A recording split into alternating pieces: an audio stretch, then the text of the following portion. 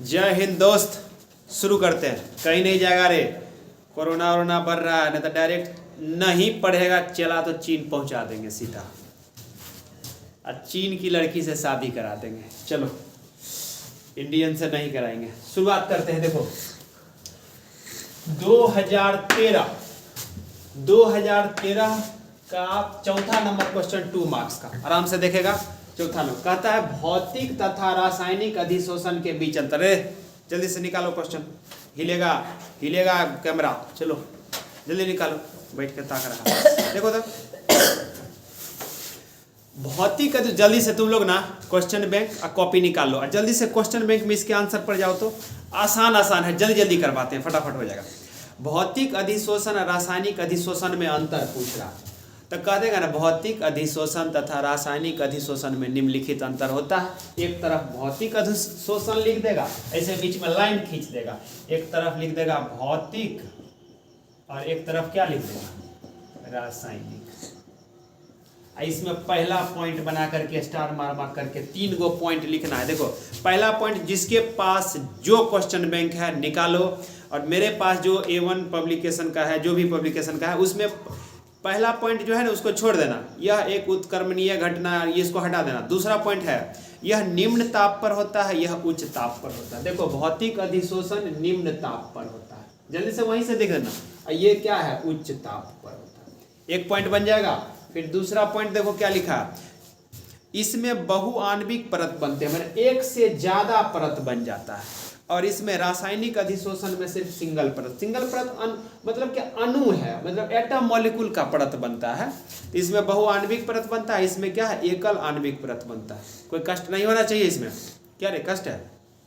और तीसरा पॉइंट क्या लिखेगा, दाब की वृद्धि से इसमें वृद्धि हो जाती है। अगर दाब बढ़ाएंगे तो भौतिक अधिशोषण बढ़ेगा, और सॉरी ठीक है, दाब की वृद्धि से इसमें वृद्धि होती है। दाब बढ़ाएंगे तो यह बढ़ जाएगा भौतिक अधिशोषण, और दाब की वृद्धि से इसमें कमी हो जाती है। क्या उसमें गलत दिया हुआ है?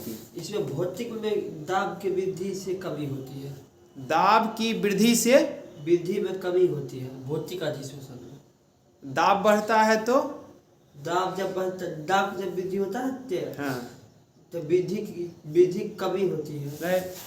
देखो काटो इसको, फिर से बनाएंगे। काटे देखिए तो कट करो ना उसको। अच्छा ठीक है देख लेते हैं।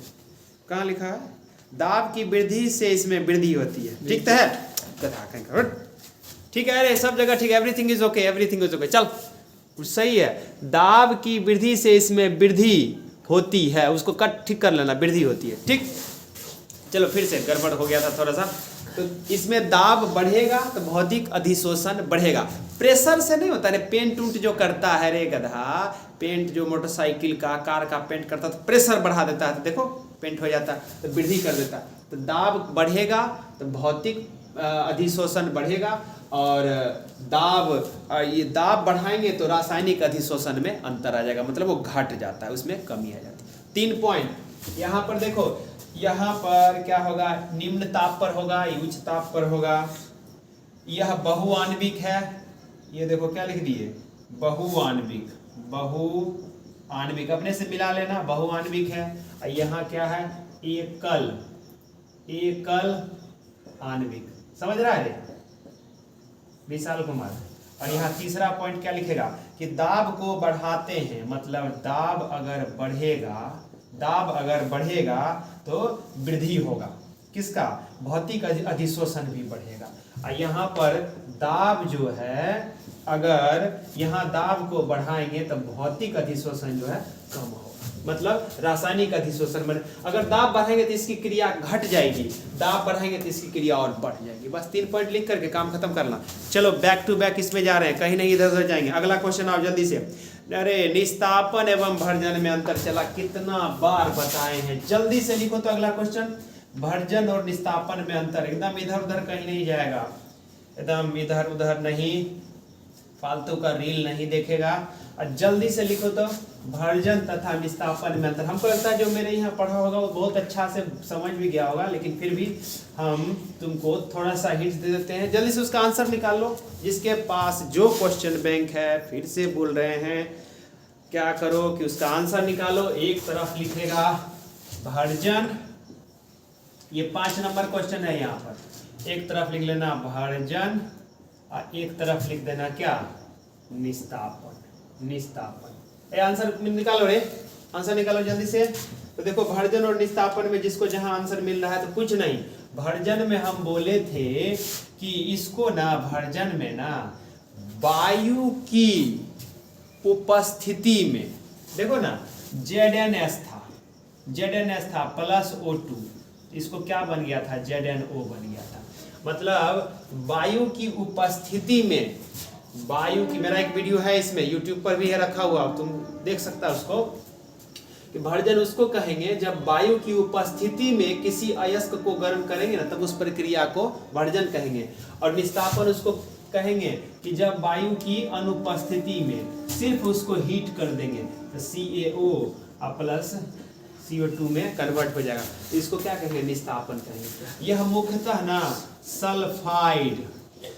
सल्फाइड अयस्क का होता है, और यह मुख्यतः ना कार्बोनेट अयस्क का होता है, और भारी कार्बोनेट अयस्क का होता है। तो हमको लगता है बात समझ में आ गया। क्या लिखेगा परिभाषा, तो इसमें अभी लिखा होगा, जिसका जो आंसर होगा देख लेना कि एक उदाहरण ये लिख देना, एक उदाहरण ये लिख देना, सल्फाइड अयस्क लिखना, इसमें कार्बोनेट अयस्क लिखना। इस तरह से तुम्हारा आंसर हो जाएगा। इसका परिभाषा के रूप में लिखेगा, तब परिभाषा के रूप में क्या लिखेगा कि जब किसी सल्फाइड अयस्क को वायु की उपस्थिति में गर्म किया जाता है उसके मेल्टिंग पॉइंट से कम ताप पर, तब उसे हम भर्जन कहते हैं। और जब किसी कार्बोनेट अयस्क को वायु की अनुपस्थिति में गर्म करते हैं उसके मेल्टिंग पॉइंट से कम ताप पर, तब उस प्रक्रिया को निस्तापन कहते हैं। इसका रिएक्शन ये लिख देना, इसका रिएक्शन ये लिख देना, बात खत्म। 2 पॉइंट लिखेगा, बात खत्म हो जाएगा। चलो अगला क्वेश्चन, जल्दी जल्दी, एकदम चला, इधर उधर की बात नहीं, नो बकवास, सीधी बात पर एकदम रहते हैं अडिग। अगला क्वेश्चन देखो तो क्या कहता है, अरे देखो न रे, विशाल कुमार मिला क्वेश्चन, नहीं मिला? अच्छा, अगर स्लो हो जाएंगे तो स्पीड बढ़ा के देखेगा, बार बार करे, समय बर्बाद नहीं करेगा, मेरा स्पीड बढ़ा करके देख लेगा। समझ गया? जानता है अभी से सब नया नया बैच शुरू करने लगा है। बताओ, अभी 12th का सिलेबस खत्म, 11th का खत्म नहीं हुआ, 12th में सबको एडमिशन करा रहा है बच्चा। मतलब किस तरह से बच्चा, खगड़िया के बच्चा को और बिहार के बच्चा को ना कोई भी उल्लू बना सकता है, क्या कहा जाए। चलो अगला क्वेश्चन कहता है उसी में, अच्छा 5 नंबर क्वेश्चन में A और B करके है क्या? 5 का देखो तो 5 नंबर क्वेश्चन में A और B है। 2013 का 5 नंबर क्वेश्चन में, हाँ, तो A नंबर क्वेश्चन तुमको भर्जन और निस्तापन बता दिया। अब B नंबर क्वेश्चन जो है देखो क्या कहता है कि B नंबर क्वेश्चन कहता है गालक, गालक और क्या था, बोलन रे, गालक एवं धातुमल, गालक एवं धातुमल। जल्दी से इसका आंसर खोजो तो, इसमें कुछ नहीं दिमाग लगेगा, धातुमल में क्या अंतर है, तो जल्दी से इसका आंसर निकालो ना। ए देखो फालतू का समय नहीं, इसमें अलग से हम क्या लिखाएंगे, कितना बढ़िया लिखा हुआ है। देखो गालक और धातुमल जैसे होता है ना, कि जैसे गंदगी रहता है तो उसको जो साफ करने के लिए जो चीज़, जैसे कि हम गंदा हो जाएंगे तो हम साबुन लगाते हैं ना, तो वही गालक होता है। जैसे कोई अयस्क है, मान लो कि जैसे कि कोई गंदगी है, SiO2 गंदगी है, ये गंदगी है, गंदगी है, तो इसको एगो साबुन लगा देते हैं, इसका साबुन जो होता है ना, जैसे CaO होता है, इसी को क्या कहते हैं, गालक। अब इससे जो बनेगा CaSiO3, इसको कहेंगे क्या, धातुमल। देखो आसानी से समझ गया।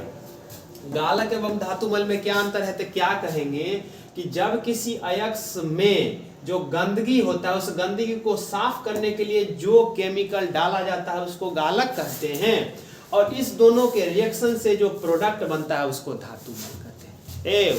वंस मोर देखो क्या बोल रहे हैं कि जब किसी अयस्क का जो गंदगी होगा, गंदगी को साफ करने के लिए जो केमिकल, जैसे हम एक उदाहरण बताए थे कि हम गए थे एक जगह, तो वहाँ पे हम नाला में गिर गए, तो फिर हमको क्या कहते हैं, साबुन दिया, लक्स साबुन ला के दिया साफ करने के लिए। तो जो साबुन जो हुआ, अगर कोई अयस्क रहता तो उसको CaO दिया जाता, मतलब इसको गालक कहते हैं। और इन दोनों को मिलने से कुछ प्रोडक्ट, जैसे हमारा गंदगी लगा हुआ था, गंदगी था, साबुन लगाए तो दोनों मिलके प्रोडक्ट बनता है ना, तब ना पानी डालते हैं तो प्रोडक्ट नीचे जाता था, तो गंदगी जो मिल करके जो बना उसको क्या कहते हैं, धातु मल कहते हैं। हम बोलते हैं बात समझ में आ गया होगा कि फिर से हम बोल रहे हैं कि गालक उसको कहेंगे जो किसी अयस्क के गंदगी को साफ करने के लिए लगाया जाता है, उसको गालक कहेंगे। इस दोनों के मिलने से जो रिएक्शन होगा उससे जो प्रोडक्ट बनेगा उसको धातु मल कहेंगे। समझ गया विशाल कुमार? नहीं समझा तो अब जाना डायरेक्ट बिहार बोर्ड के चेयरमैन के पास, वही समझाएगा। बिहार बोर्ड का चेयरमैन कौन है रे? कमेंट करके बताएगा बिहार बोर्ड का चेयरमैन अभी कौन है। अच्छा ये क्वेश्चन भी पूछा हुआ था। चलो अगला क्वेश्चन देखो तो क्या है, जल्दी से देखो ना रे प्लीज, जल्दी से देखो तो अगला क्वेश्चन कहता है संक्रमण तत्व। ये अच्छा क्वेश्चन है, जल्दी जल्दी खत्म करते हैं एकदम लगातार, नो बकवास, सीधी बात। संक्रमण तत्व क्यों रंगीन यौगिक बनाते हैं, व्याख्या करें जल्दी से। इसका आंसर जल्दी से पढ़ो तो सब जल्दी से। कितना नंबर क्वेश्चन है? 6 नंबर। संक्रमण तत्व क्या कहता है, क्यों रंगीन यौगिक का निर्माण करता है। हमको लगता है आंसर पढ़ा जाए जल्दी से, एकदम आंसर बढ़िया दिया हुआ है। ऐसे हमारे जिसके पास जो क्वेश्चन बैंक है, देखो हम पढ़ाते चलते हैं, लिखते चलेगा, आंसर पढ़ते चलेगा, वीडियो को रोक लेगा, रोक करके जल्दी से पहले आंसर पढ़ लेगा, आंसर पढ़ने के बाद फिर हम बताएंगे, दोनों को मिला करके फिर अपना भाषा में बना लेगा। हैंड राइटिंग बढ़िया रखेगा, कोई नहीं रोकेगा रे, 70-80% से कम नंबर नहीं आएगा, कभी भी नहीं आएगा। चलो देखो एक लाइन का आंसर है, देखो हम बताए थे कि संक्रमण तत्व ना, जिसको कहते हैं डी ब्लॉक को संक्रमण तत्व कहते हैं। तो D1 से लेकर के कितना SP डी में D 10 तक पहुंचता है, ये 1 से लेकर 10 तक पहुंचता है। तो D में ना याद रखना, D ब्लॉक को संक्रमण तत्व कहते हैं। संक्रमण तत्व रंगीन यौगिक का निर्माण इसलिए करता है क्योंकि इसके पास ना अनपेयर्ड इलेक्ट्रॉन रहता है। जैसे डी में बॉक्स बनाते हैं ना रे, तो बॉक्स बनाएंगे तो जैसे 5 गो बॉक्स बना दिए, तो ऐसे बॉक्स बना दिए, मान लो इतना तक भरा, इतना तक भरा, इतना तक खाली इलेक्ट्रॉन, अनपेयर्ड इलेक्ट्रॉन इसको कहते हैं जब किसी बक्सा में सिंगल इलेक्ट्रॉन रहता है। तो जब डी ब्लॉक का मैक्सिमम तत्व के पास ना अनपेयर्ड इलेक्ट्रॉन पाया जाता है, इसीलिए डी ब्लॉक का तत्व रंगीन यौगिक का निर्माण करता है। आसानी से लिख देगा, देखो इसमें आंसर लिखा होगा, हम पढ़ के सुना रहे हैं, सब अपना अपना सामने रखो। संक्रमण तत्व रंगीन आयन बनाते हैं क्योंकि इसमें डी कक्षक अपूर्ण रहते हैं। अपूर्ण रहने का मतलब होता है कि अनपेयर्ड इलेक्ट्रॉन है, अपूर्ण रहते हैं। रिनाइनों के कारण फला चिला दिस दैट बहुत सारा चीज है, मेन यही पॉइंट लिख देगा, बात खत्म। इसीलिए यह रंगीन होते हैं। इसको बात बना करके, अपने से बना करके हमसे चेक कराएगा जरूर आकर के, हमसे सिर्फ चेक कराएगा, तो चेक नहीं कराएगा तो फिर पाप लिखेंगे। चलो देखो अगला क्वेश्चन पर आते हैं। अगला क्वेश्चन देखो तो विशाल पढ़ो तो अगला क्वेश्चन क्या कहता है। अगला क्वेश्चन तो और आसान है। अगला क्वेश्चन देखो क्या कहता है। अगला क्वेश्चन कहता है तुम्हारा sp3 का संरचना। देखो तो क्वेश्चन पढ़ो ना जल्दी। हाँ कहता निम्नलिखित का ज्यामितीय आकार क्या होता है। अगर A में दिया है, ये 7 नंबर क्वेश्चन है, तो A में तुम्हारा दिया है क्या कि sp3 रहेगा ना, इसको बोलते हैं टेट्राहेड्रल। क्या बोलते हैं हिंदी में, देखो लिख दिया है यहाँ पर, देखो तो क्या लिखा है, हिंदी ये लिख देते हैं चुपचाप हिंदी लिखेगा, इंग्लिश लिखने चतुष्फलकीय। जल्दी से अपना sp3 को क्या कहेंगे, चतुष्फलकीय। ऑलरेडी हम इसको समझाए हैं, नहीं समझ में आता चुपचाप याद करेगा, इधर उधर दिमाग नहीं लगेगा सब कैसे हुआ क्यों हुआ, तो मारेंगे घुस करके। देखो चतुष्फलकीय मतलब हो गया टेट्राहेड्रल, टेट्राहेड्रल उल्टा छाता हम बोले थे। इसके बाद देखो एक और दे रहा है तुम्हारा कि D2 और क्या है sp3 ना, तो इसका ना वर्ग चतुष्फलकीय लिख रहे हैं। देखो तो वही है, वर्ग चतुष्फलकीय आंसर है। और सॉरी अरे गलत लिखा हुआ इसमें, अष्टफलकीय लिखेगा, हमको भी लग रहा है। D2 sp3 का D2 sp3 3 1 4 2 6 अष्टफलकीय लिखा है, ऑक्टाहेड्रल, ठीक है अष्टफलकीय ऑक्टाहेड्रल।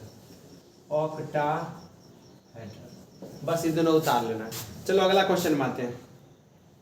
अब कहता है ना 8 नंबर क्वेश्चन कहता है कि निम्नलिखित कोऑर्डिनेशन कंपाउंड में सेंट्रल एटम का ऑक्सीडेशन नंबर निकालें। है देखो ऑक्सीडेशन नंबर रे बहुत बार बताए हैं, ऑक्सीडेशन नंबर निकालें, मिट भी नहीं रहा ठीक से यहाँ पे। देखो ऑक्सीडेशन नंबर निकालने के लिए कह रहा था, जल्दी से क्वेश्चन लिख लो तो। क्या नंबर है, कितना नंबर है, 8 नंबर क्वेश्चन है। 8 नंबर क्वेश्चन में कहता है क्या कि K4 अब बड़का ब्रैकेट Fe मिल रहा है, हाँ Cn यहाँ बोर्ड पे देखेगा तुमने Cn होल 6, उसका हिंट्स नहीं देखेगा, हम यही बता देते हैं होल 6। इसमें कहता है कि इसका निकालिए, जिसका निकालना रहता है उसको x माना जाता है। तो अब देखो कैसे निकालेंगे, इसका होता है +1, अब नहीं जानता है तो हम क्या करें, +1 इंटू कितना करें 4, अब प्लस x प्लस Cn का सीधे Cn का होता है -1 और गुना 6 बराबर होता है 0। तो यहाँ से क्या लिखेंगे 4 प्लस लाइट बढ़िया से नहीं आ रहा है x प्लस माइनस माइनस हो जाएगा तो माइनस कितना 6 बराबर 0, तो x - 2 बराबर 0, तो x बराबर कितना हो जाएगा 2, यही यहाँ पर ये हो जाएगा +2। देखो ना आंसर में इसका +2 होगा आंसर।